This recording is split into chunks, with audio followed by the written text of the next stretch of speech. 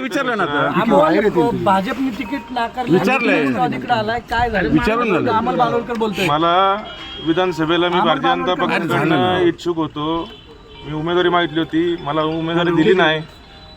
मान्य देवेंद्रजी फडणवीस साहेब यांच्या शब्दावरती मी थांबलो. चंद्रकांत दादांचा प्रचार करा, 1 लाख मताधिक्याने दादांना निवडून दिलं.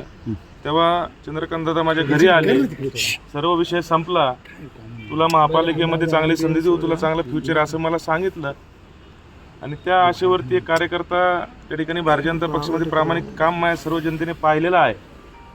आणि आज माझ्यासोबत हा दगाफटका पक्षाने केलेला आहे. आता याबाबत खऱ्या अर्थाने गेले 2 दिवस अतिशय तणावातून मी गेलेलो आहे. माझे सर्व कार्यकर्ते, माझ्यावरती प्रेम करणारे, माझे सर्व कुटुंबीय.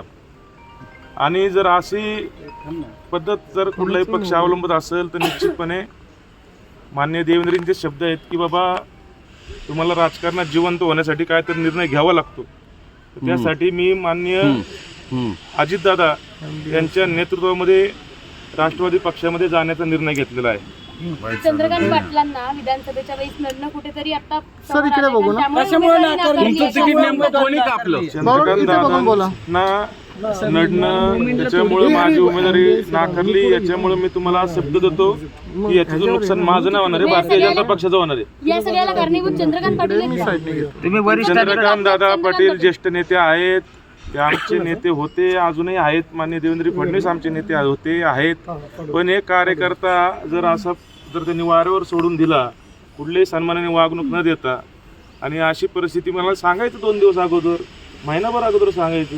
काय जर तुम्हाला द्यायचंच नव्हतं तर सन्मान एवढं तर मी 10 वर्ष फडणवीस साहेबांशी त्यांनी तुम्हाला शब्द दिला होता, संपर्क साधला का? 2 दिवस आता शब्द मोडला गेला ना करताना.